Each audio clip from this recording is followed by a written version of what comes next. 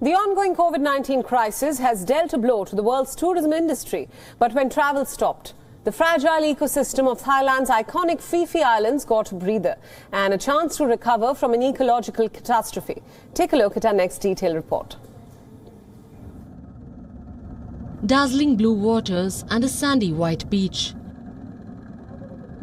The Maya Bay is a slice of paradise, which is immortalized in Leonardo DiCaprio's movie The Beach. But it is on a brink of collapse due to unchecked tourism, which wreaked havoc on the Earth's delicate ecology. The coral cover decreased by more than 60% and marine life disappeared. In 2018, Thailand even closed the island to tourists in order to undo decades of damage. With the tourists gone, dozens of black-tipped sharks, green turtles, the original inhabitants of the crystal waters, have returned. Marine biologists are also aiming to repopulate the waters with brown bamboo sharks.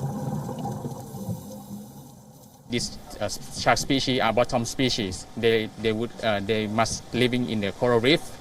And then when we gently open the basket, we use the basket to take them down to the bottom. When we open gently, and the sharks are going out themselves and then stand still, adjust themselves to the environment, and then they go. There were tons of boats before the bay was closed, so the coral reefs were damaged by the anchors dropped from these boats. So the closure of the bay followed by the hiatus period of COVID have helped much of the nature to recover. But the ecosystem cannot recover in just 2 years. And Thailand is aware that it cannot make the same mistake twice. The islands are set to reopen once again this new year, but on a sustainable model which will not put too much pressure on the region's natural resources. Boats will no longer be allowed to moor near the beach, and the number of tourists allowed to visit will also be regulated.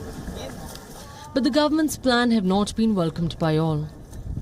The residents of the island, whose livelihoods revolve around tourism, hope for the return of tourists.